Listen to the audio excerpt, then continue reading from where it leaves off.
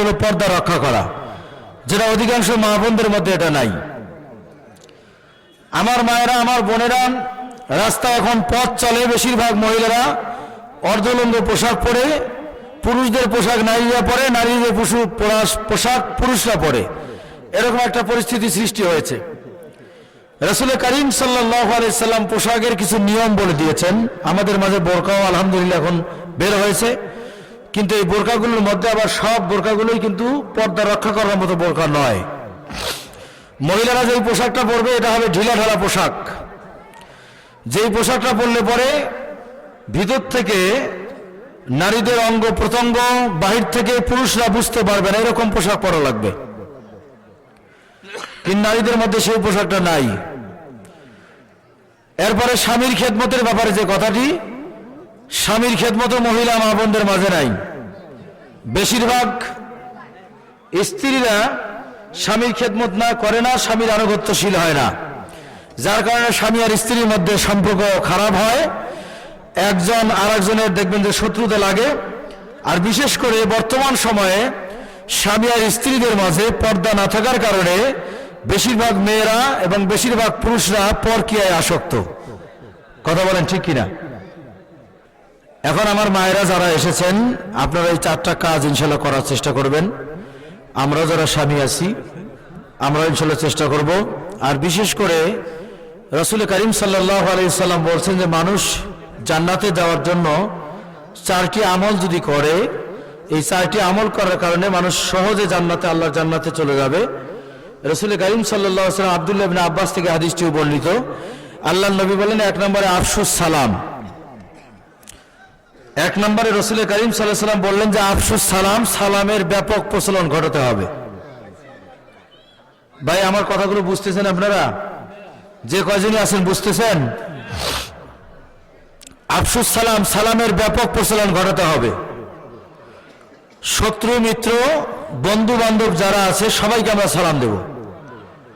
1 দিন 2 দিন 3 দিন সালাম দেওয়ার পরে যদি আমার শত্রু হয়, নবীজি বলছেন এই শত্রুটাও আমার 3য় দিন সালাম দেওয়ার পরে শত্রু আমার বন্ধু হয়ে যাবে। সালামের মাধ্যমে সম্পর্ক একজন আরেকজনের সাথে মজবুত হবে, ভালো হবে।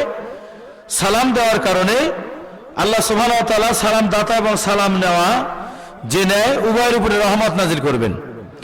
রাসূল সালামের ব্যাপারে বিস্তারিত কথা বলেছেন। আমরা যারা দাখিলের মিশকাত শরীফ পড়েছি, মিশকাত শরীফের ভিতরে বাবুস সালাম নামে একটা অধ্যায় আছে, সেখানে সালাম দেওয়ার এবং নেওয়ার নিয়ম রাসূল সাল্লাল্লাহু আলাইহি ওয়াসাল্লাম বর্ণনা করেছেন।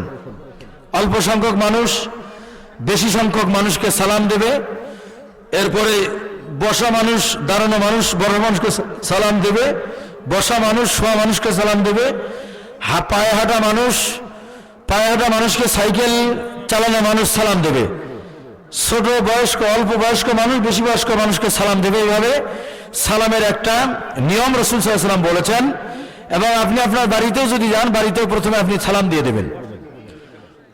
আপনি সালাম দিয়ে দেবেন, কাকে সালাম দিবেন? আপনার স্ত্রীকে আপনি সালাম দিবেন আগে। নবীজি বলছেন সালাম দিয়া যদি স্বামী আর স্ত্রী মুসাফা করে, তাহলে স্বামী স্ত্রী মুসাফা করার কারণে আল্লাহ সুবহানাহু ওয়া তাআলা 14 রাকাত নফল নামাজ পড়লে পরে, মসজিদে পড়লে পরে যেই সব আল্লাহ তাআলা বান্দার আমলনামায় সেই পরিমাণ সওয়াব লিখে দেবেন। বলেন সুবহানাল্লাহ। এজন্য স্বামী স্ত্রীকে সালাম দেবেন, স্ত্রী স্বামীকে সালাম দেবে, নিজের বাবা এবং মাকে সালাম দিবেন। গ্রামে মা মুরব্বী যারা আছে তাদেরকে আমরা সালাম দিব।